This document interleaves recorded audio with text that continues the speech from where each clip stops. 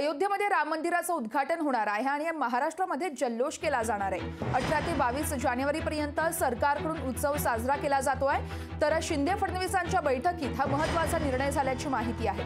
अधिकची माहिती जाणून घेऊयात। आमचे प्रतिनिधी चेतन ननावरे आपल्यासोबत लाईव्ह जोडले जात आहेत। चेतन, आपण बघतोय 18 ते 22 डिसेंबर पर्यंत आता सरकारकडून उत्सव साजरा करणार असल्याचा निर्णय घेण्यात आलाय। अधिकची माहिती।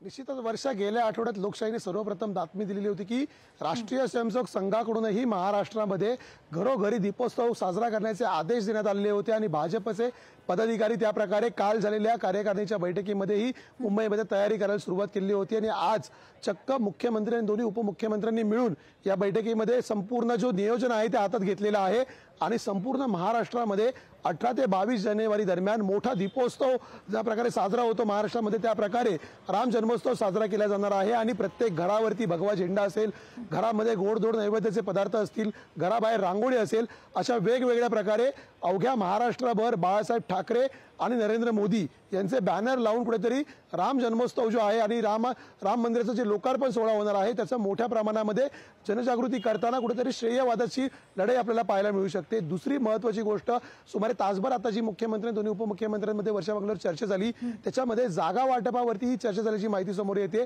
अद्याप जागा वाटपाचा अंतिम फॉर्म्युला तयार झाला नाहीये। मात्र गेल्या आठवड्याभरामध्ये आपण सातत्याने तिन्ही गटांकडून वेगवेगळ्या जागांच्या संदर्भात दावे प्रतिदावे करताना पाहिलेलं होतं। त्या संदर्भात एक प्राथमिक चर्चा झालेली आहे। त्यामुळे लवकरच लोकसभेचा जागा वाटपाचा निर्णय ही महायुतीमध्ये होईल आणि आपल्याला तो पाहायला मिळेल। तिसरी महत्त्वाची गोष्ट आहे की एकंदरीत पंतप्रधान आहेत ते महाराष्ट्र दौऱ्यावर लवकरच येत आहेत। 11 जानेवारीचा एक मुहूर्त ठरलेला आहे। या दृष्टीने कोणत्या महत्त्वाचे प्रकल्प आहेत ज्यांचं काम पूर्ण झालेलं आहे किंवा अंतिम टप्प्यात आहेत त्यांचं लोकार्पण करता येऊ शकतं अशा पायाभूत सुविधांमध्ये सगळ्यात मोठा प्रकल्प आहे तो मुंबईतील शिवडी ते नावासेवा उड्डाणपूल आहे, जो आशियातील सर्वात मोठा समुद्रावरील उड्डाणपूल आहे। त्याचंही लोकार्पण कुठेतरी पंतप्रधानांच्या हस्ते करण्याचं नियोजन आजच्या बैठकीत झाल्याची माहिती आहे।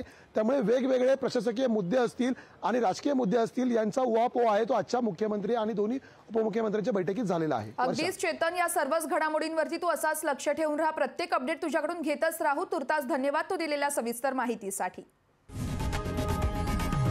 लोकशाही मराठी ऐका, पहा, जागरूक रहा।